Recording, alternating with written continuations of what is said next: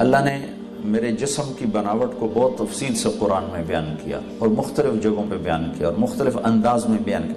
خلقہ فقدرہ ثم السبیل یسرہ ثم اماتہ فاقبرہ ثم اذا شاء انشرہ. یہ ایک انداز ہے. دوسرا انداز ہے الذی خلق فسوى والذی قدر فہدى والذی اخرج المرعى فجعلہ غثاء احوى. یہ ایک اور انداز سے ہے. وَلَقَدْ خَلَقْنَا الْإِنسَانَ مِنْ سُلَالَةٍ مِنْ طِينٍ ثُمَّ جَعَلْنَاهُ نُطْفَةً فِي قَرَارٍ مَكِينٍ ثُمَّ خَلَقْنَا النُّطْفَةَ عَلَقَةً فَخَلَقْنَا الْعَلَقَةَ مُضْغَةً فَخَلَقْنَا الْمُضْغَةَ عِظَامًا فَكَسَوْنَا الْعِظَامَ لَحْمًا ثُمَّ أَنشَأْنَاهُ خَلْقًا آخَرَ فَتَبَارَكَ اللَّهُ أَحْسَنُ الْخَالِقِينَ. یہ ایک اور انداز ہے. إِنَّا خَلَقْنَا الْإِنسَانَ مِن نُطْفَةٍ أَمْشَاجٍ نَبْتَلِيهِ فَجَعَلْنَاهُ سَمِيعًا بَصِيرًا. یہ ایک اور انداز ہے.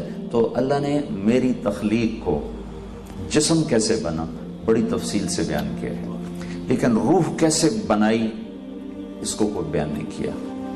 اور روح کے بارے میں سناٹا، خاموش. وَنَفَخَ فِيهِ مِن رُوحِهِ. ہاں یہ کہہ دیا تم مٹی سے بنے تھے، جب تم 4 مہینے کے ہوئے تھے تو میرا امر تیرے اندر داخل ہوا. آج تک ڈاکٹر نہیں سمجھ پائے کہ یہ کیوں حرکت کرنے لگ جاتا ہے. زندگی کس چیز کا نام ہے میڈیکل سائنس نہیں جانتی، اور موت کس چیز، میں میڈیکل بھی پڑھا ہوں، موت کس چیز کا نام ہے میڈیکل نہیں جانتی. 200 جواب میڈیکل سائنس میں لکھے ہوئے ہیں. موت کسے کہتے ہیں؟ یہ ہے، شاید یہ ہے، شاید یہ ہے، شاید یہ ہے، اور وہ 200 بنتے ہیں اور اس میں سے ایک بھی ٹھیک نہیں، ایک بھی ٹھیک نہیں. جب وہ زندگی ہی نہیں جانتے تو موت کیسے جانے گی؟ جب وہ ابتدا کو نہیں جانتے تو انتہا کو کیسے جانے گی؟ وہ تو بیچ میں تھوڑی سی شکل دیکھ رہے ہیں. یہ تو ہمیں اللہ نے بتلا دیا تو میں بتا رہا ہوں اور آپ سن رہے ہیں اور آپ سارے لا رہے ہیں. ہاں ٹھیک کہہ رہے ہو، ٹھیک کہہ رہے ہو. روح کیا ہے؟ خاموشی ہے. لیکن اللہ کا امر ہے، اندر ڈالا اور حرکت شروع ہو گئی. علمتک الجلوس فی بطن امک. میں تمہیں ماں کے پیٹ میں بیٹھنا سکھاتا ہوں، کھیلنا سکھاتا ہوں، اور پوری دنیا تیرے لیے آباد کر دیتا ہوں. لم ازل ادبر فیک تدبیرا.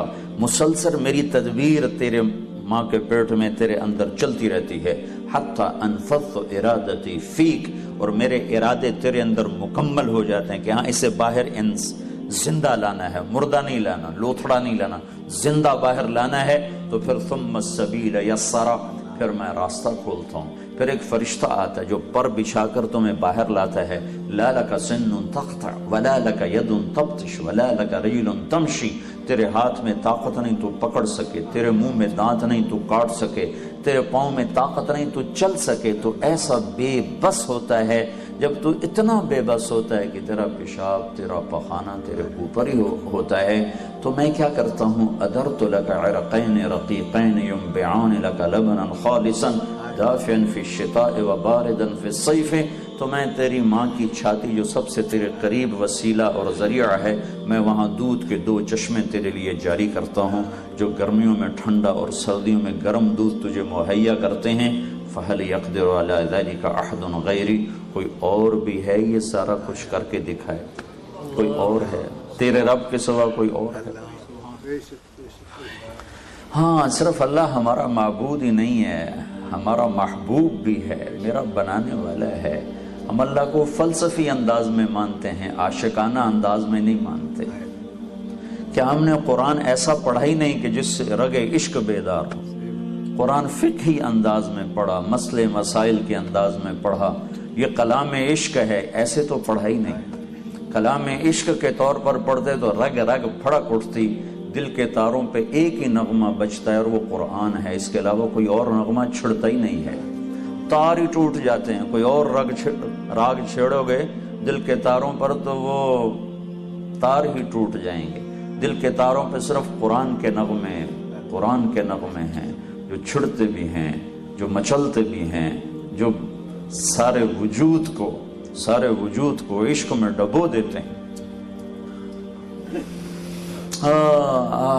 وَهَلْ يَقْدِرُ عَلَى ذَلِكَ أَحَدٌ غَيْرِي. کوئی اور ایسا کر سکتا ہے؟ کوئی ہے جو ایسا کر کے دکھائے؟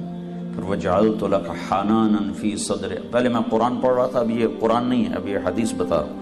وجعلت لک حنانا فی صدر ابویک، میں تیرے دو ہستیاں تیرے لیے بے قرار کرتا ہوں، تیرے ماں باپ کو تیرے لیے پریشان کرتا ہوں۔ لا یاکلان حتی تشبع ولا ینامان حتی ترقد، تو کھائے نہیں وہ کھا نہیں سکتا، تو سوئے نہیں وہ سو نہیں سکتا۔ کسی کا بچہ روئے تو سر میں درد ہوتا ہے، اپنا بچہ روئے تو سینے میں درد اٹھتا ہے۔ یہ فرق کیسے ہے؟ کہ یہ اوپر سے ہے کہ اللہ دلوں میں محبت ڈال دیتا ہے، یہ ذاتی نہیں ہوتی، اللہ ڈالتا ہے۔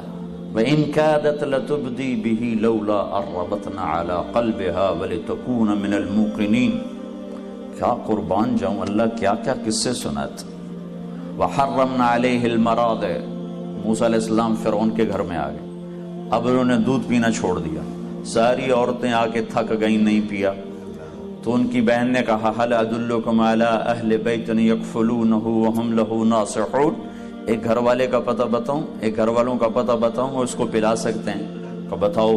تو اب موسیٰ علیہ السلام کی ماں کو بلایا گیا، موسیٰ علیہ السلام کی ماں نے ان کو اپنے ہاتھوں میں صندوق میں ڈالا، دریا میں بہایا، اور انتہائی پریشان کہ اب یہ بچے گا، مرے گا، کدھر جائے گا، کیا حال ہوگا۔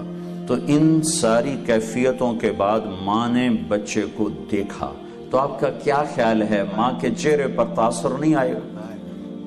وہ اپنے ماں ہونا چھپا سکتی؟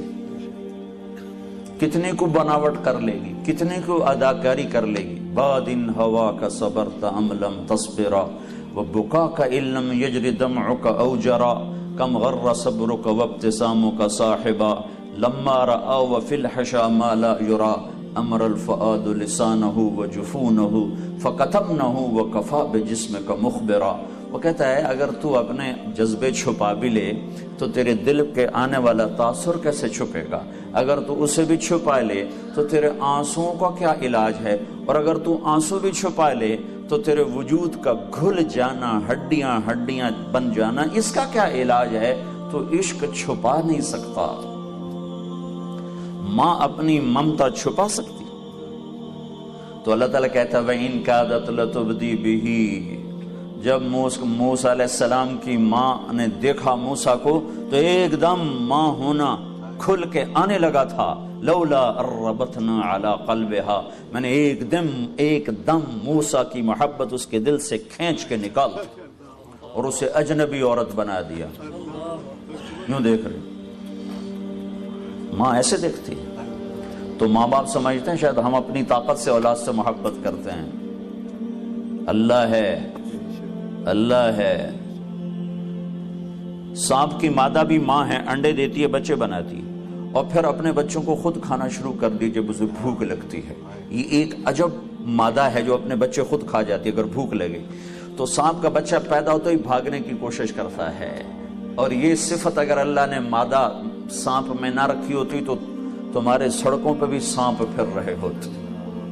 وہ جب اسے بھوک لگتی تو اب نہیں کھا جاتی ہے۔ تو ماں ہونے سے محبت نہیں آتی، اللہ محبت ڈالتا ہے۔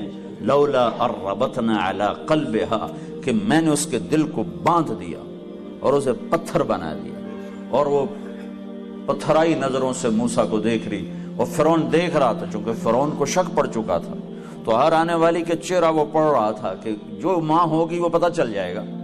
تو ماں کا پتہ چلنے کو تھا کہ اللہ نے کھینچ کے رکھ دیا، محبت نکال کے وہ پھینک دی۔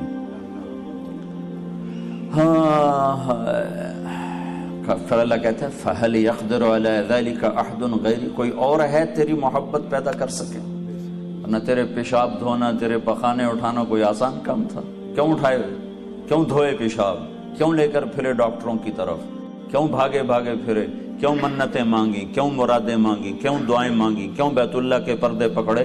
کہ اللہ نے کہا میں کرتا ہوں، میرے سوا کوئی کر نہیں سکتا۔ تو اس اللہ کا یہ پیغام ہے کہ جب میں نے یہ سب کچھ کیا ہے تو تو بھی تو کچھ کر، کہ تو میری مان کے چل۔